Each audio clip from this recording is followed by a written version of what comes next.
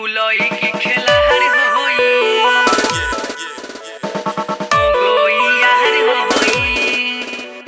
उलई की खेला हर होई presented by Adi Shakti Films। आई हो दादा ये तो दोसरे खेला बा धर धर भागतिया ये तो रंग बिरंग के लौकतारी सरे जमल लाली उठा लाली ढेर लगावे टिकटॉक वाली ही करे जमल लाली उठा लाली ढेर लगावे उलई की खेला हर होई हाँ हाँ उलई की खेला हर होई कोरोना में ले ली जवन टिकट के भी गो चलावे ओकर नो गोई यार होई हाँ हाँ नो गोई यार होई चोय चोय बान को बोल दिया आही रे दादा अब का हुई रे बेहाथे दिया छोड़ छोड़ अपन काम कर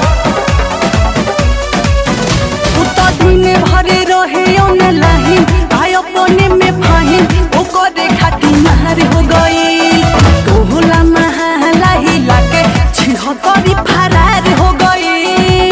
ओकर फेर में का रहा तो दिन भरे रहे ओने लाही आय अपने में फाहिन ओकर खाती मार हो गई तोहला महला ही लाके छिहत्तरी फरार हो गई जवन छते पर से उड़ानी उड़ावे आही रे दादा एकदम खत्म बाड़ी आ जवन छते पर से उड़ानी उड़ावे उलई की बेकार होई आए हाय उलई की बेकार होई कौन हियो जवन लाली उठा लाली ढेर लगावे उलई की खेला हर होई भाई रे उलई की खेला हर होई असली माल तसली में आ सुपर माल ऊपर लेके घुमाई दे टिकटॉक वाली किया वाली लमा गई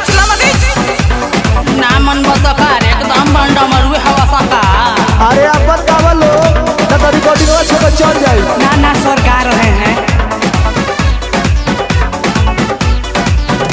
ओहो खेलनी के कताना दीवाना अरे भइले बेगाना उ सब का के तारो दिया रे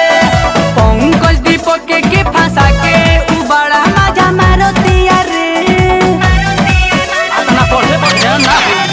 ओहो खेलनी के कताना दीवाना अरे भइले बेगाना उ सब का के तारो दिया रे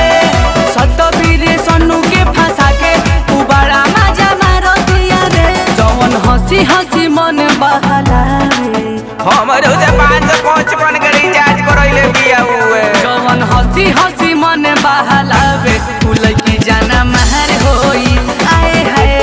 उलई की जाना महर होई जाए दे छोड़ दे